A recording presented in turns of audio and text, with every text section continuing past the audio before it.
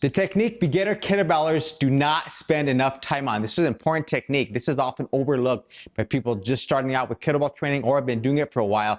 This might be something that you are running into, this issue. You may be overlooking it, and it's important that you stay around for this video so you know what that is. What is that top technique? What is that important, essential technique that's overlooked? Well, that technique is the correct breathing, power breathing. You have to breathe correctly when you're doing kettlebell anything, kettlebell swings, kettlebell cleans, kettlebell presses, kettlebell squats. And if you do not, you're not going to be able to engaging your core like you should to support your lower back, prevent injury. You're not going to be able to activate your legs, your quads, your glutes, all that power that you have to generate in swings and cleans and presses and squats, like I just said. And you're not going to be able to get the most out of your kettlebell training. You're going to hit a wall. You're going to risk injury. You're going to not make progress that you could if you were doing this correctly. All right, so I'm going to break down what that, how to breathe to make sure you're doing it correctly. All right, power breathing. So power breathing is important. That is the essential a step and technique that you need to incorporate to your kettlebell training, and I'm going to show you how to do that. Okay, so I'm going to do it step by step by step. I'm going to show you how to do it with the swing and some other exercises. All right, so the power breath is it's different than just and air in, air out. It's different than just, press it like you would train traditionally. You want a power breathe, meaning power, pressure. You want to create that explosive power when you're doing a set of swings, for example, so that it's like a hiss. Your abs will engage even more when you're breathing. So for example, when you're swinging, you're breathing powerfully when you do that swing. Okay, same thing with the press. All right, when you're pressing the kettlebell, you clean the bell up, air in, and then back down. Okay, same thing with the goblet squat. All right, when you're bringing it down, your air in down to the bottom, and then power breathe it up, lock at the top, and then lock at the top. Okay, the breathing is very similar to each exercise, but you gotta make sure you do it correctly. Okay, so how do you do that? So practice the breath first beforehand. So as you breathe in through the nose, your abs should already be engaged, okay? And as you breathe out, exhale like on your swinging or you're squatting on the way up or you're pressing up, you're exhaling, you're hissing out all the way to the end of the movement or the end of your lockout up the swing or the squat at the top, okay? So breathing is important, so practice this.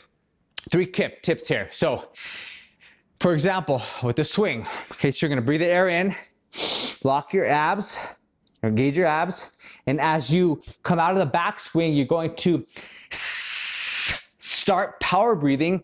By the time you're already locked out and the bell's on its way up from the swing, your breath has stopped and you've locked out your breath at the top, okay? So it looks like this.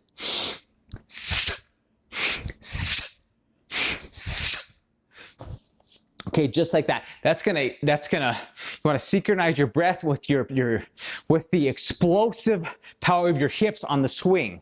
Okay, you wanna air in like a hiss, like your abs, you should feel your abs engage even more when you do that, okay?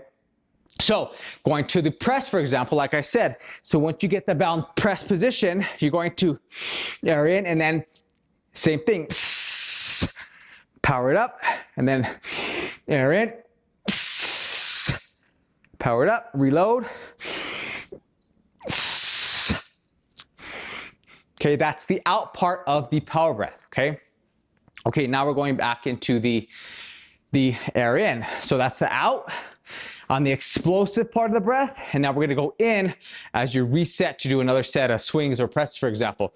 So this is the opposite. So instead of air out, it's air in, but it's air in through the nose, not through like this, because if you breathe in through your mouth, you're taking an air in, you're relaxing your core, relaxing your abs. That's the opposite of what you want. You want braced, strong abs, okay? So as you swing the bell up, bell's floating. As it comes down, you wanna breathe in your air into the nose a little bit, just a little bit, not too much. Enough so you're not out of breath, so you can reload, and do the next set, okay?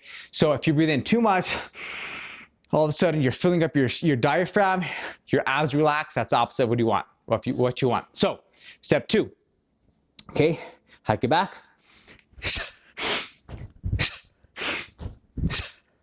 Okay, right as the bell starts to come down, you breathe your air in. Okay, that breath is important. Okay, so that's the step on the way back. Okay, that's actually step 3. First step is air in to set the swing. For example, air in, hike, air out, air in, in. Okay, so that's the power breath that you need to practice. Okay, remember this. There's 3 steps: air in to load, to set the swings, air out to exert or swing or press or squat up, and then air in as you reload or you bring the bell down and reset for another set. Okay, practice the power breath, practice the breathing, practice it without a weight. Just practice breathing in and then air out. Remember, hiss, your abs are engaged, and then air in. You should be able to breathe air in with your abs still engaged, because you want that braced core and abs when you're doing swings, for example, especially, and when you're doing other exercises as well, so you can engage your full body, all the muscles that you should be engaging when you're doing your kettlebell training. All right. So this is the kettlebell breathing. This is the technique that most beginning with kettlebells overlook. They skip this. This is so important. I have to make a video about this.